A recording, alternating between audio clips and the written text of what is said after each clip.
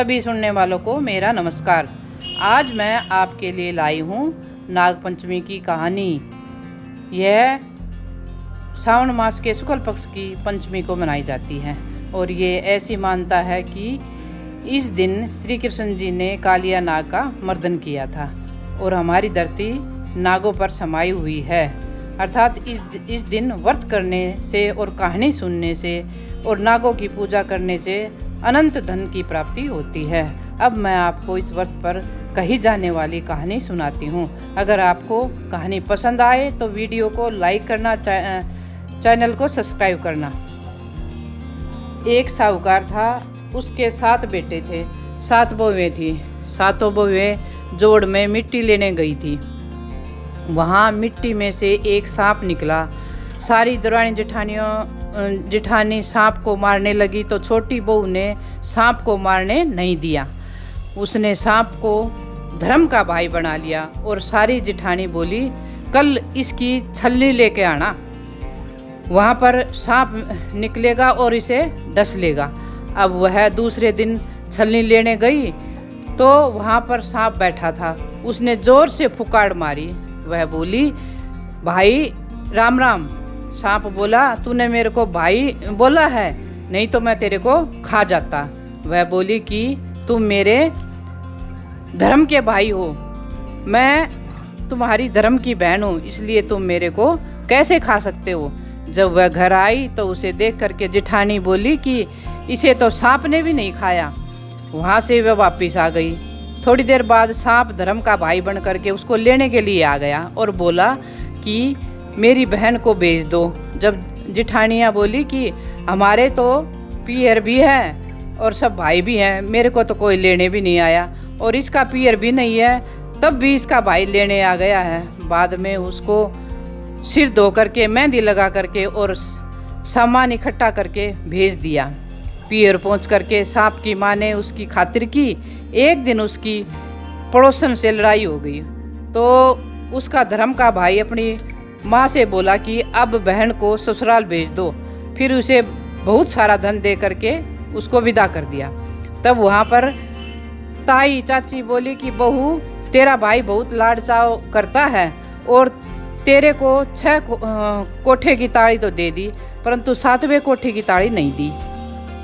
तब वह अपने मन में बोली कि भाई ने मुझे 7वें कोठे की चाबी क्यों नहीं दी। तब भाई बोला कि अगर तू 7वें कोठे की ताड़ी ले लेगी तो पछताएगी, परंतु वह बोली कि मैं तो लूँगी भाई।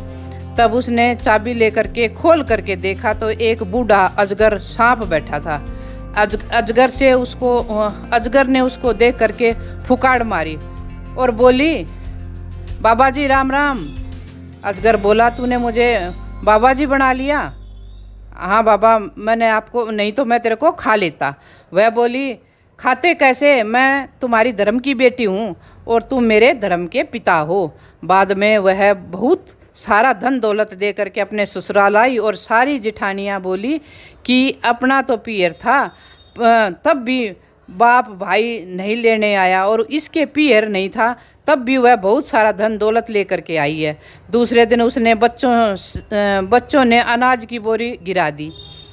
तब उसकी ताई बोली कि तेरा तो नाना मामा है, उसे सुनता होगा तो वह सोने चांदी की अनाज की बोरी दे जाएगा तेरे को। उन्हें ताना मार दिया। तब दूसरा, तुम हमारा अनाज क्यों बखेर रहे हो।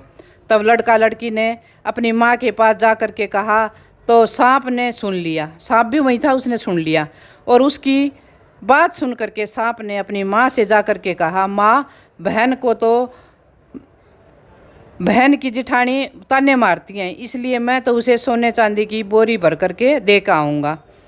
2 सोने की 2 चांदी की बोरी भर के और दूसरे दिन अपने बहन का दिया आया तो अगले दिन फिर उसके बच्चों ने झाड़ू बिखेर दी तो ताई ने फिर ताना मारा, अब तेरे तो नाना नानी और मामा भी हैं, अजगर भी हैं, अजगर और सांप है, उनके पास तो बहुत सारा धन होता है, वो तो सोने की झाड़ू दे देंगे बनवा कर न, इसलिए हमारा झाड़ू मत तोड़।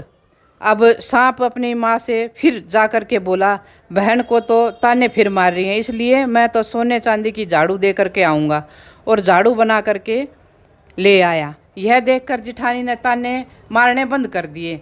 जब जिठानी ने राजा से जाकर के कहा कि हमारी देवरानी के पास तो 9 लाख हार है, जो राजा था उसके पास जाकर शिकायत कर दी कि इसके पास तो 9 लाख हार है, ये तो रानी का अच्छा लगेगा, वह तो रानी को दे दो। उसने साहूकार के बेटे बहू को बुलाया और कहा कि ये हार तेरे अच्छा नहीं लगता, इसलिए ये हार तू मेरी रानी को दे दो। उसने हार निकाल कर रानी को दे दिया और मन ही मन में बोली, ये हार मेरे गले से निकलते ही नाग बन जा। क्यों नागों का दिया हुआ था, तो उसके मन में तो बात थी कि भाई नाग ने दिया है तो नाग ही बन गई उसके हार में। और हार दे करके जाने लगी तो रानी के गले में हार पहनते ही हार का सांप बन गया और उसको काटने लगा। तब रानी चिल्लाने लगी और साहूकार के बेटे बहू को बुला करके फिर उसको बोला कि तुम क्या जादू टोना करके गई हो।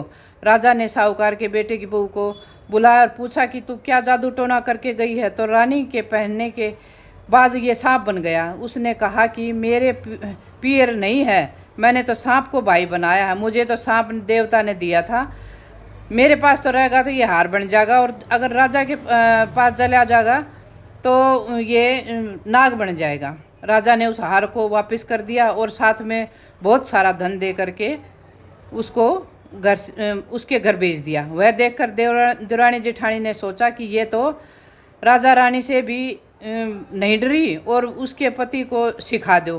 फिर उसने उसके पति को सिखा दिया, यह इतना धन कहाँ से लाती है।